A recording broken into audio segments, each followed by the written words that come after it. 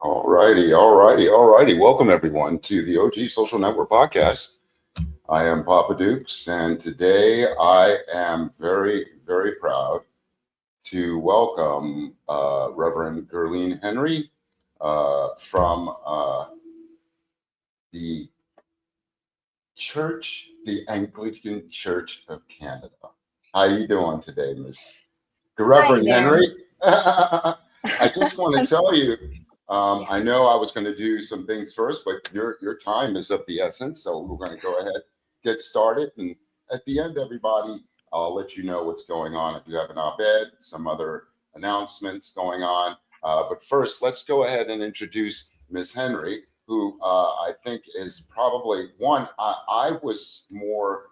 I invited her, everyone, because of what I saw on her posts and her feeds. Her and I have the same like-minded ideology regarding Palestine and the world around us. Reverend Henry holds a. All right, hold on for a minute. So sorry about that, guys.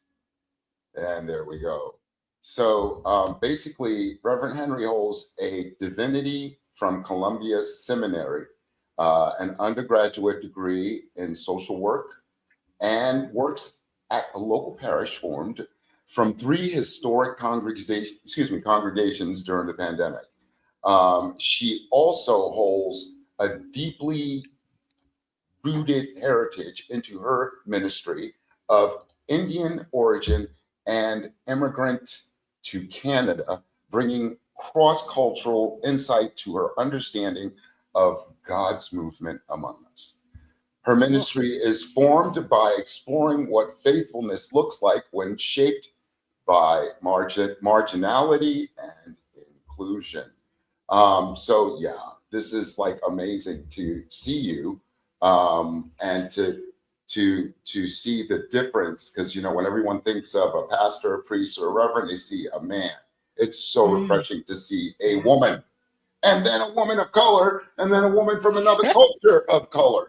So we're going to go ahead, so for the listeners, we're just going to go ahead and, describe how your work, how you came to this calling. How did you get to this? Okay, first of all, thank you so much for having me. That intro was like so moving to hear that about myself. Glad to be here. So I'm an Anglican priest in Toronto, and what we do is like church, Sunday morning church in a slightly more formal liturgical setting is kind of how we describe it. If you're a Catholic or kind of what Catholic churches look like from movies or from going to church, we're very similar, but then we're like the first church who broke out of the Catholic Church. My calling. So I think it started from when I was about 14 years old. There was this like really popular movement at the time called Not of This World, to say like, oh, I don't belong here. I belong to God. Heaven is my home. Earth is nothing. And I was like deeply in like a believer of that movement. Then I went to church one day and the pastor was talking about how like, you can die by accident. And sometimes when we say like, oh, I'll die for God, it's kind of a cop out. What really matters and what really calls us to like actually live in the world is to live, and not to like say, oh, I'll die whenever. Because to live, you need intentionality. And I remember like feeling like, you're right. If I want to make a difference in this world, if I want to be in this world, I need to live for something that matters to me. And at that time, like living for God made so much sense. And I didn't know what that would look like. But in time, that kind of navigated through undergrad and social work and realized that serving God and serving people is where that sweet spot met. And that emerged for me as the church. Oh, wow. That is amazing. I do know that for many, how do you feel like about, the youth today, or how the church at one time had everyone went, now it's really going down, the population of attendance. How do you feel about that going on? Is it happening in Canada as it is happening here in the United States? Yes. Like, yes, we're leaving and losing our youth. Our youth are leaving the church. But like whenever people reach out to me to say like, I haven't been to church in like years or decades, I remind them about this quote I heard from this guy named Rhett McLaughlin. He says, our young people aren't leaving the church because they're not faithful. They're leaving the church because we taught them the words of Jesus, the words that are inclusive and welcoming, and they realize that the church isn't living up to those values. The church isn't living up to those words. So them leaving at this point and in the decades past, I think is a deep act of faithfulness to say, like, this institution doesn't share the values that I was raised to believe, the values of justice and welcome. And I think in that departure, though it's sad because I miss seeing young people in church, I think there's deep, deep faithfulness. Mm-hmm. Mm-hmm. Deep faithfulness in a more spiritual sense, or like we're all finding our own divinity. You know what I mean? Can you elaborate more on that? Yeah.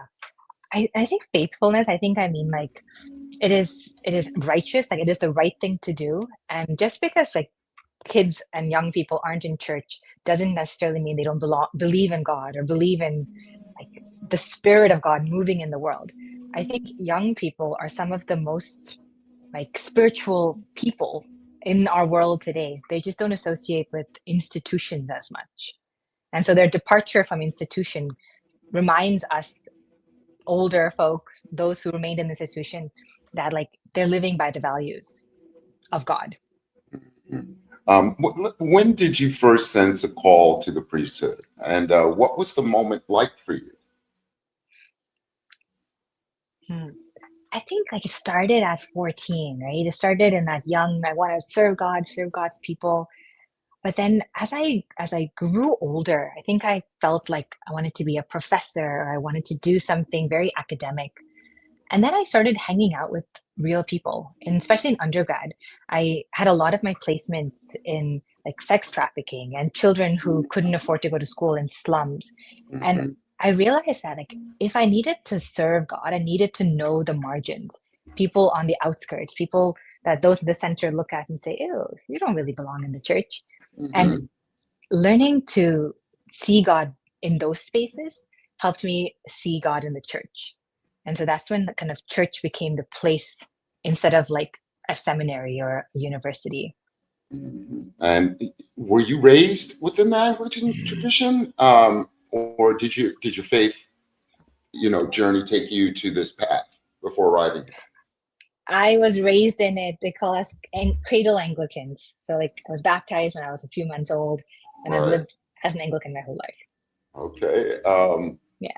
When was there a specific experience, a person, or a challenge that clarified your call? Mm. I'd say in some ways it was my dad. So like Ah. uh, after I sensed and he was also my greatest like challenger.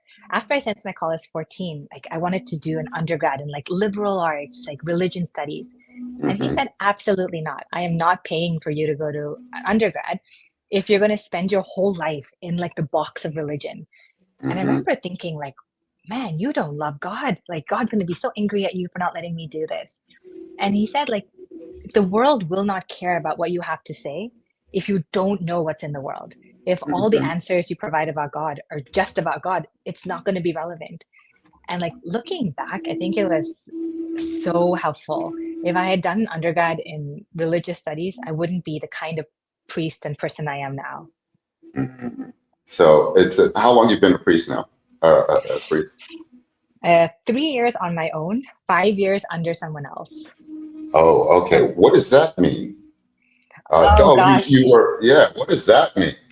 Tell me. To, Uh, to It's such a long process. So like from the time to be a priest, you have to have a master's degree.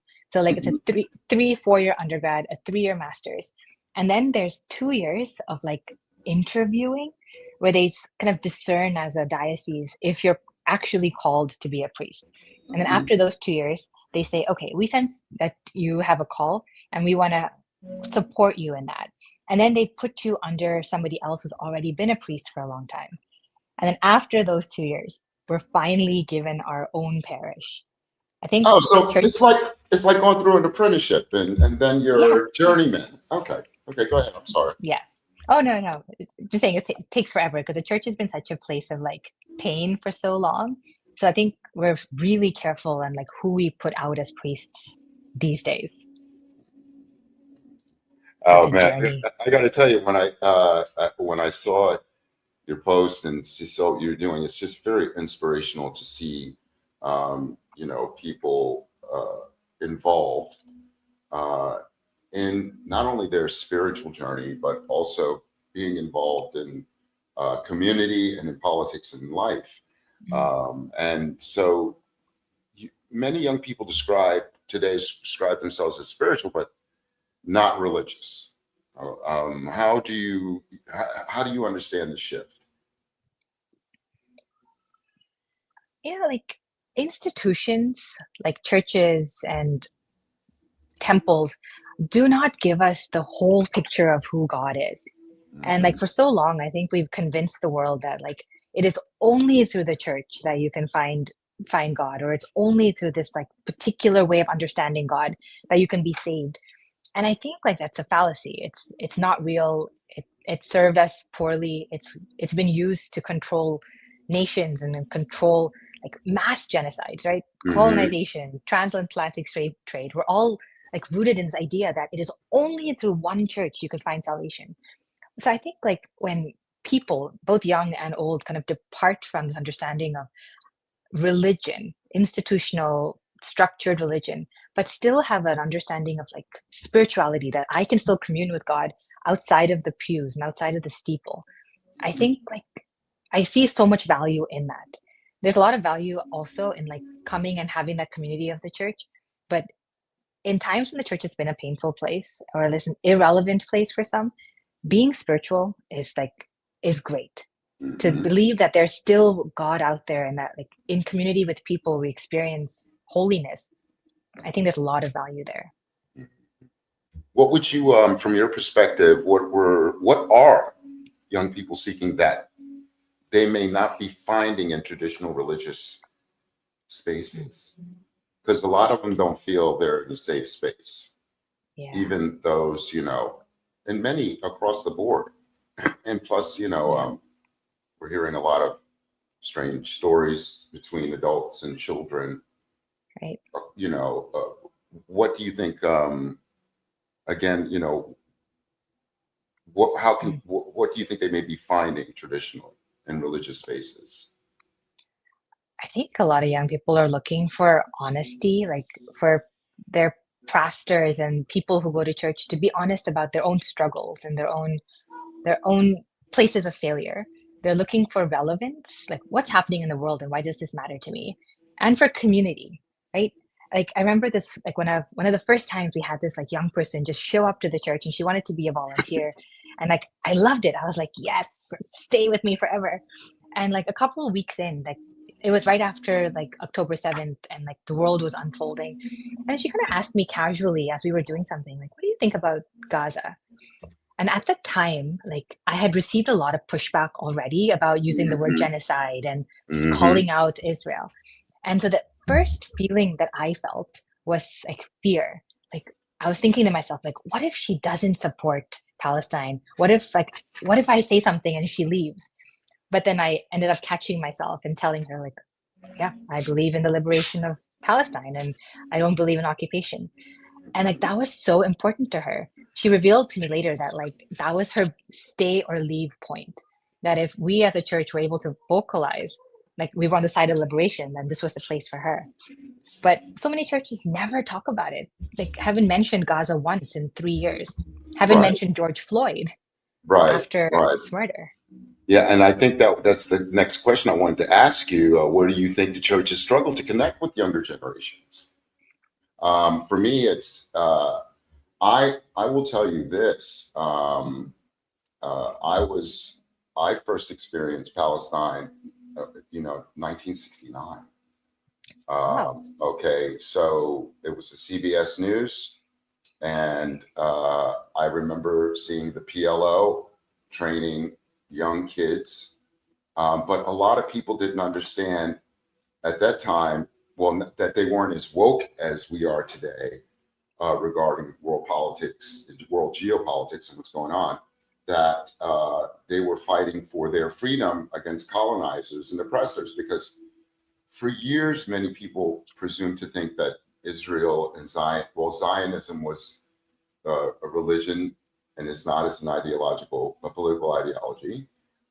Then on top of that, too, many of the people there were not natural Middle Eastern, from that area. They were from Eastern Europe. So again, where do you think the church has struggled to connect with the younger generation? Papa Dukes, I'm so sorry. I just realized I got my time wrong, and my meeting started 6:30 and not 7. Oh, I feel awful. I feel awful. no worries. No worries. If you want, we can reconnect. Yes, please. Everyone understands. My fans understand. We have to do things over again. So what you're going to do is you're going to send me a date and a time, and I will be more than happy to reconnect, and we'll do a small part 2 real quick. Okay. Okay. Thank you so much. I'm so sorry. No, it's life. Life is life, and I can't hold that against you. It's all good. Okay. It's all good. But I really appreciate that. You on in the next 3 days, so we don't lose the momentum. Absolutely. That's awesome. All right. So everyone, we're going to let Reverend Gerlyn go. She's got to go take care of some people. We're going to come back with her in the next couple of days, and we'll continue this conversation. Thank you, Gerlyn. You make sure I want to hear from you soon. Okay. Yes. All right. All right. So I pressed the remove real quick too soon. I wanted her to get to her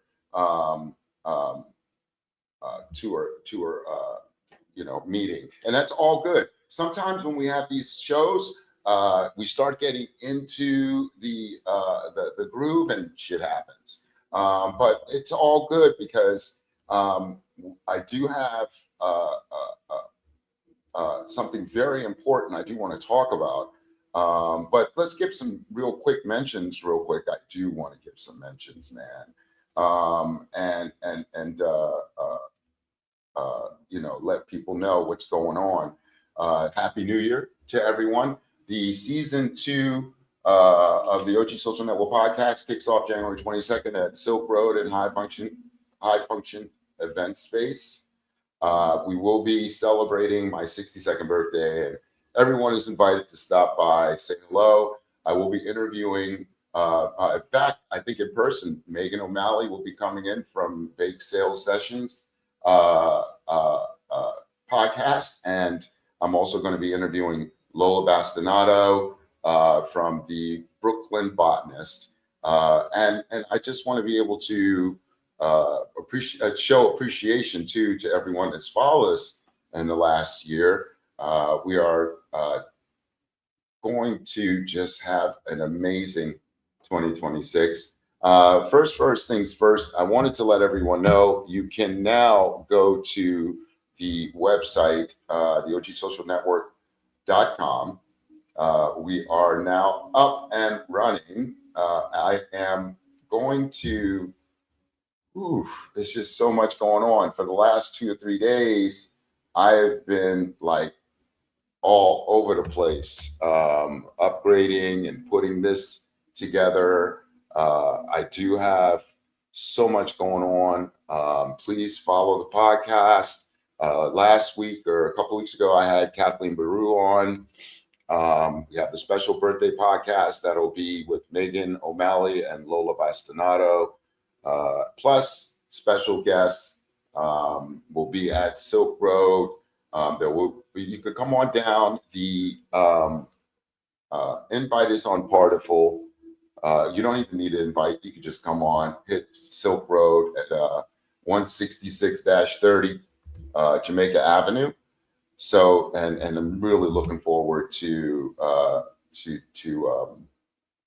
seeing that day, sharing it with Sohan and the family, and being able to just celebrate the new year that's coming.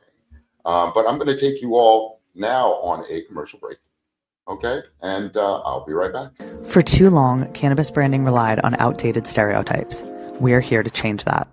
Jadestone is a woman-owned, strategy-first creative agency, building brands that stand out, resonate, and perform. With white glove service and meticulous attention to detail, we transform ideas into bold identities and memorable experiences. From brand strategy and visual identity to packaging and dispensary design, every touchpoint is intentional, refined, and crafted to make your brand unforgettable. Let's create something extraordinary together.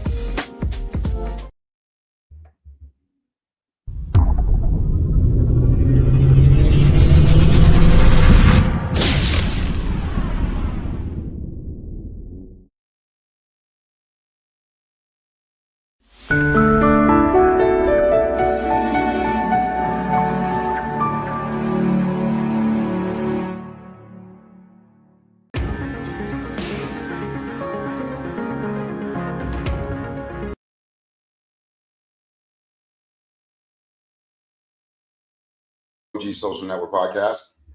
He came on last week and committed to the podcast, and I really appreciate him so much. Sohan has been probably one of in the last year, really 2 years, known him for 2 years now, since he's opened the store. But in the last year, he supported the podcast in so many ways, and I have to give him love. This year, he will be a part as a producer. His commercials will be on. We'll be featuring him, and also too to let y'all know, we did. I did do some amazing stuff with this. If you go to the OG Social Network podcast and hit press, you will be able to see features of different articles we wrote, and definitely one of them is Sohan and trends. I have so many things that came out today on this podcast, on this website, and that's all we've been doing. We've just been setting up, making sure everyone gets to,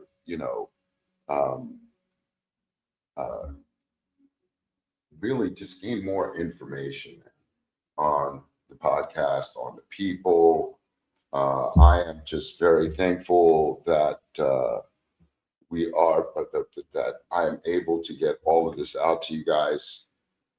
So go to the ogsocialnetwork.com and you can find out about events. New York State Can of Farms Tour will be kicking off, I hope, in April or May. We want the outdoor grows. They're just beautiful. You'll be able to partner with us and go to press to read any of the articles and podcasts. You can also see those as well. You can subscribe and even donate. Donate is we're on GoFundMe now. I definitely need help. We want to be able to reach $50,000 in 6 months for operations costs, travel, expenses. We're talking about consulting fees. It's a lot to run this, especially when we go to events, and I need to make sure that we have the videographer, photographer. Those people are really needed when doing these type of events and getting out quality products, quality, video like this. I am blessed to be able to do this and continue to make it so. Again, for those of you that just came on, my apologies about Reverend Gerlyn Henry. She got her times mixed up. She had to go take care of. We are going to meet up with her in the next couple of days to continue the conversation and be more laid back. I hope. The interview was going very well, but unfortunately, she had to kick off and take care of her people. So I do want to say that it's been a really strange week. But before I do go off on that, I definitely want to give a big shout out to our sponsors and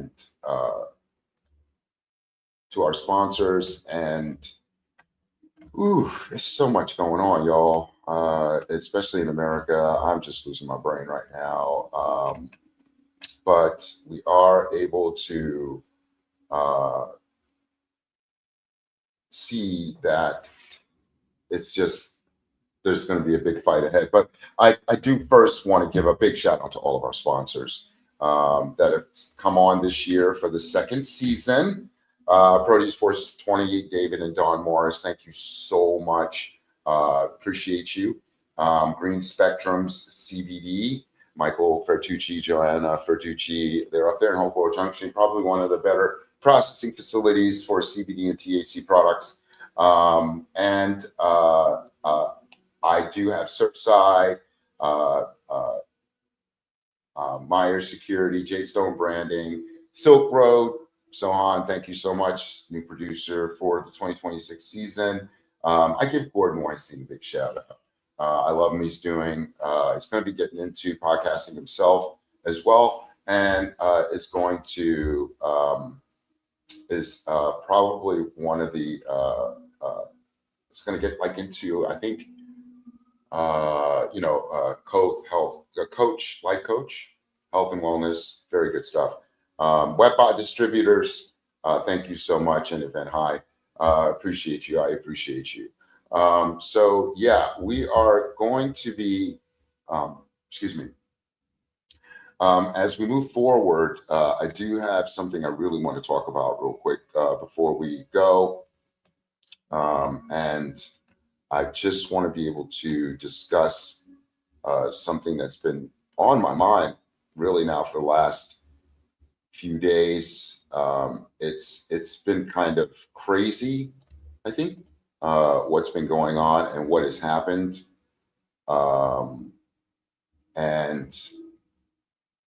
I am very, concerned about our country. It's kind of hard to imagine, what it is we're going through as a country. And I am very concerned as I'm heading into my 62nd year. I've seen this country go from, one thing to another. And it's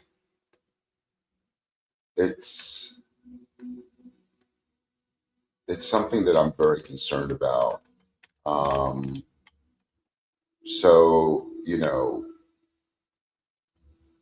it's not something I want to be able to have my children have to go through. This op-ed, the title's This Week's Reckoning, ICE Raids, Police Violence, Government Dysfunction, and the Rage That's Tearing America Apart. Relax, relate, release. That's what we say on this podcast. But this week, I'm finding it hard to do any of those things. And if paying attention has made anything clear,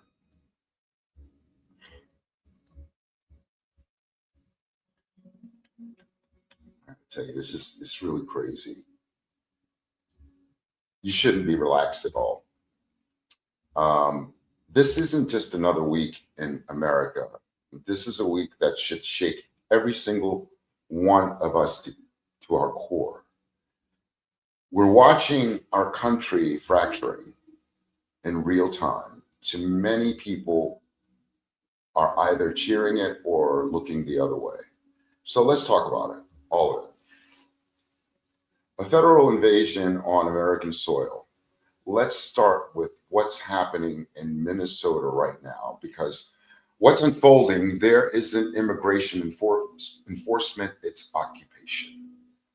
Renee Good, a 37-year-old poet, a mother of 3 children, was shot and killed by an ICE agent approximately a week ago. Let that sink in. A poet, a mother, gone. And what has been the federal government's response? No accountability, not an investigation, not justice. Instead, the Trump administration has deployed thousands of federal ICE agents to the Twin Cities. We're talking about a force expected to reach 3,000 officers. That's larger than the combined size of the 10 biggest metro police departments in that region. The Department of Homeland Security is calling this their largest operation in history, with over 2,000 arrests daily. Why? But here's what they're not telling you on Fox News. 6 federal prosecutors in the Minneapolis U.S. Attorney's Office resigned because the Justice Department decided to investigate Renee Good's widow instead of the agent who killed her. What? 5 more senior prosecutors in the DOJ Civil Rights Division walked out in protest when the department refused to investigate the fatal shooting. That's incredible. Read that again.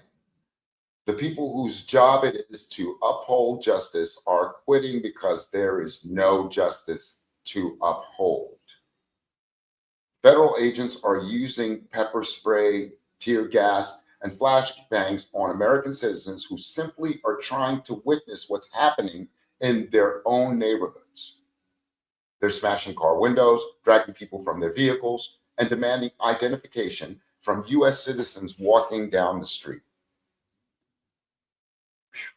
Minnesota Attorney General Keith Ellison and officials from Minneapolis and St. Paul have called this what it is, a federal invasion.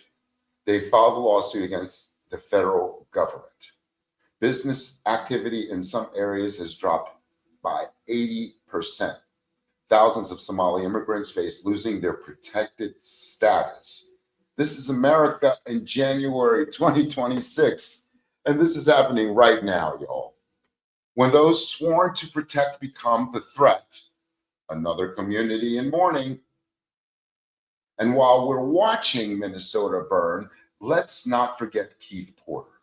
Another black life, another name we're forced to learn because someone who is supposed to protect us chose violence instead of. It's just crazy, y'all. They just chose violence instead. Another family destroyed. A side note, his daughter put out a TikTok and a reel yesterday, and I shared it, and she's devastated. She's devastated. How many names do we have to learn? How many hashtags do we have to create? How many times do we have to explain to our children that the people in uniform might see them as a threat simply because of the color of their skin? Officer Ross took Renee Wood from her children. An ICE agent took Renee Good from hers. Excuse me. I'm sorry, y'all. I'm sorry. Let me rephrase that again. An officer took Renee Good. Officer Ross took Renee Goods from her children. An ICE agent took Renee Good from her. Keith Porter's family is planning a funeral instead of a future. And the system that's supposed to deliver justice is protecting the killers and investigating the victims. I'm tired, y'all. I know you're tired too, but we cannot afford to look away. February 1st, another shutdown, another betrayal.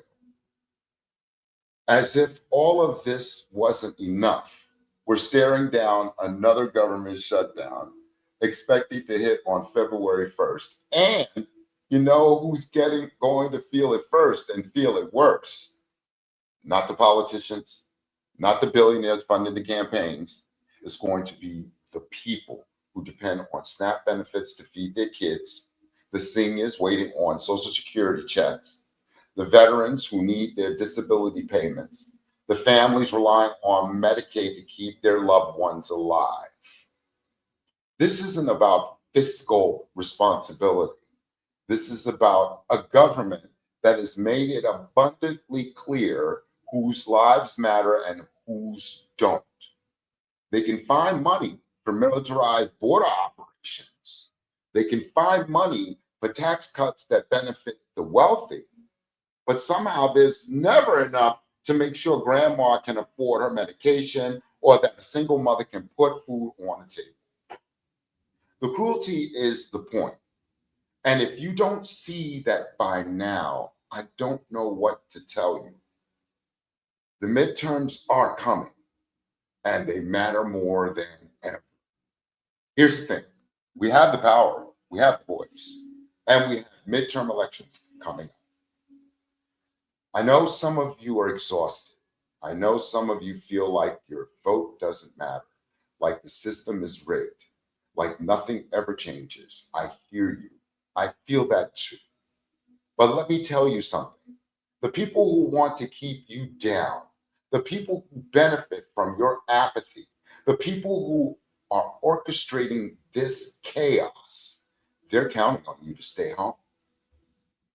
Every school board seat, every city, every council race, every state legislature position, these are the building blocks of power. This is where policy is made. This is where our communities are either protected or abandoned. We cannot afford to sit this one out. The stakes are too high. Our lives are literally on the line. Why are they so angry? Now, let's address the elephant in the room. The question I keep asking, getting asked, and I'm asking, why is MAGA so racist and angry? Here's my honest answer. Because rage is easier than reflection. It's easier to blame the immigrants for your economic struggles than to ask why billionaires pay less in taxes than you do. It's easier to hate the other than to reckon with the system that's been exploiting working class people of colors for generations. It's easier to wrap yourself in a flag and call yourself a patriot than to do the actual work of building a just society. Fear is a powerful drug, and there are people, powerful people, who have figured out that if they keep stroking that fear, keep pointing fingers at Black and brown communities, keep manufacturing outrage about wokeness and critical race theory, they can maintain power while picking your pockets. The tragedy is that many MAGA supporters are themselves victims of some of the same economic violence that's devastating our communities. But instead of building solidarity, they've been convinced that we're the enemy. That's not an accident. That's strategy. And it's working. A plea to my people. So here's my plea. To everyone listening, to everyone recording this, don't let them win by making you give up. Stay informed, stay engaged, stay connected to your community. Check on your neighbors, support your local businesses, show up to city council meetings, research your representatives before voting and in their voting records. Hold them accountable. And most importantly, vote. Vote like your life depends on it, because it does. We've survived worse. Our ancestors survived worse, and they didn't make it through so that we could throw it in the towel when things got hard. This is our moment. This is our test. And I truly believe that we are up to the challenge. Relax, relate, release.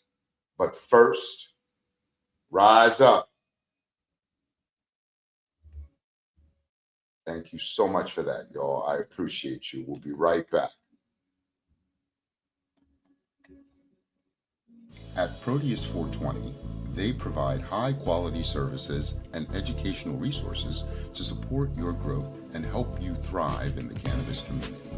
Efficient inventory management ensures you maintain a reliable product supply and avoid stock shortages. Their point-of-sale service tracks sales activity, helping you identify best sellers, top employees, and valuable customers. Stay compliant with built-in reporting, alerting you to the latest state and local regulations. With payment processing, accept payments seamlessly across various methods, including cash and debit. Their customer relation management system builds loyalty, ensuring tailored offerings for repeat business. Proteus 420, empowering your cannabis business for success. All righty, y'all. Hey, yeah, so definitely this has been like an amazing day. As you know, Minneapolis is still going through it, so we need to give them love, show them support. And for Minneapolis, we're not having that in New York, but we really are praying for you and your families. I don't even know what else to say or to do. It's been one of those amazing days where we're seeing in the news all this hell going on, and it's bad. It's bad. So I definitely recommend to everyone that you really focus on supporting every community.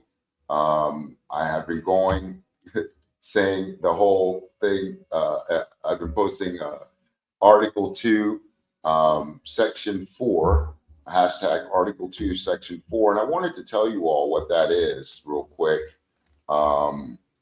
Article 2, Section 4 of the U.S. Constitution outlines the grounds for impeachment, stating that the president, vice president, and all civil officers can be removed from the office for conviction of treason, bribery, and other high crimes and misdemeanors, establishing the constitutional basis for holding high officials accountable for serious misconduct. So you can bet your sweet ass that's what you're doing. You'll notice that the podcast has been doing an anti-APAC campaign. I am calling out politicians who accept APAC money and focusing more on democratic socialists or more progressive politicians that understand their community and want to do better. The podcast itself is focusing not just on cannabis, but we're really focusing on the politics, focusing on the people. And I just want to say I am excited to be able to get this started, to get this moving as soon as possible. We want everyone to understand that the podcast is for you. The platform is for you. Come on and get interviewed. We want to be able to talk to people regarding across the spectrum of ideologies and come together in unison to see that we can move forward as a community, a universal community. So that being said, we will be ending the show a little early. I was hoping to have Reverend Henry on a little longer, but due to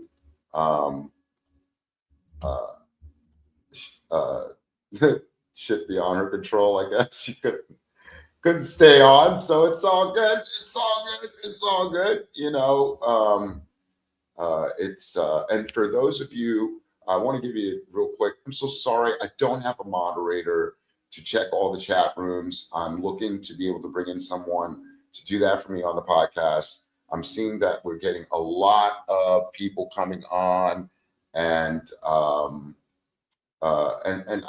asking questions. And I apologize that I could not be able to get to you all today. And that also applies to, who is that lady? Are you two? She's in the chat room.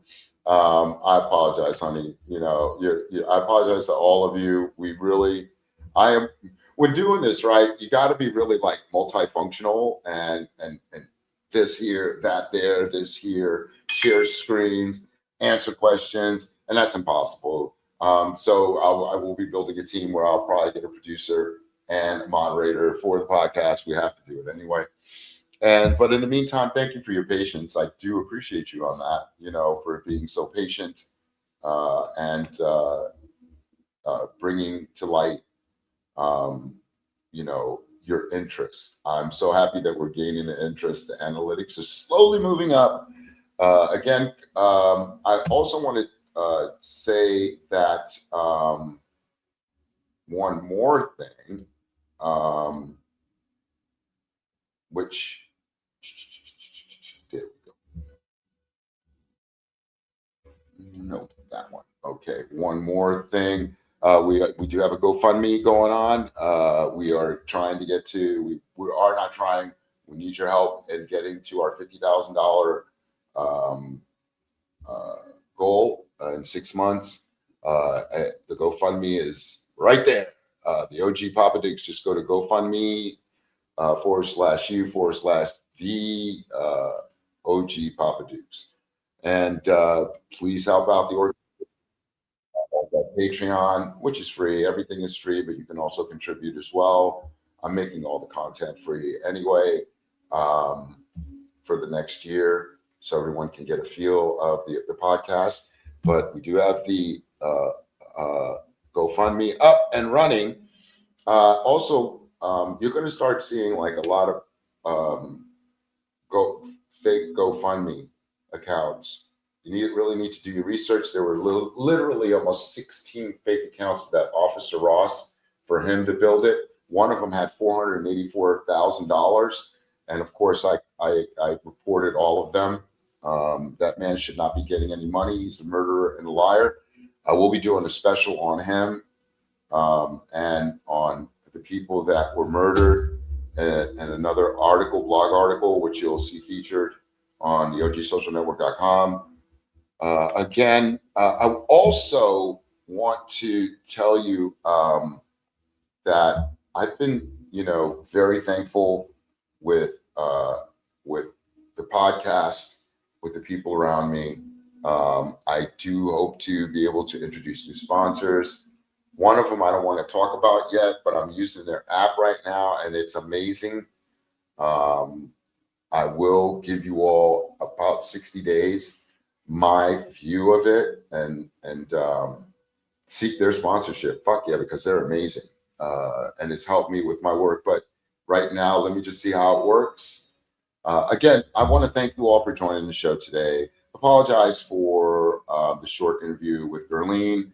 Thank you for listening to me on the op-ed. We do have that new season coming up on Partyful. The OG Social Network will be featuring, we'll be having a special podcast at Silk Road, January 22nd at 6 o'clock, 166-30 Jamaica Avenue. I will be chilling. Let's see. As a matter of fact, I should have brought that up. What the hell am I doing? Hold on, y'all.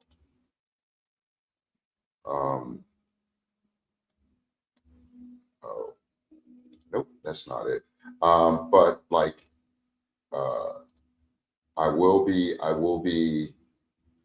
having a special day with Sohan and the staff at Silk Road. We have a special interview with Megan O'Malley of Bake Sales Sessions podcast. Lola Bastanano from Brooklyn Botanist will be online. I have special guests coming in, friends. It's going to be live, and I just want to show you some love. It starts at 6 o'clock, and I want to thank you all so much for joining us and bringing everything together to make this happen, because I can't do this without you. So I really enjoy being with you all and doing podcasts. Again, thank you so much. I do want to give a big shout out again to Sohan, and he's a great guy. Probably one of the better people in the community. I'll be doing a special feature with him. His article is on the OGSocialNetwork.com as well. I will have more articles up and running. You definitely want to meet up with him and listen and talk about his life and how he got to where he is today. God bless him. And I think his father was honored by the community Democratic Party there. So that was amazing. Again, thank you all so much. I appreciate you for coming on and bringing your love and listening to me. Yeah, it's a beautiful thing. That was my sister. I gotta play that. I gotta get the other one on too. There's another one. But again, God bless you all. Have a great day, and Remember to relax, relate, and release. I'll see you on January 22nd. We'll be live at Silk Road and High Function Event Space. Peace of cannabis. Enjoy. Stay safe.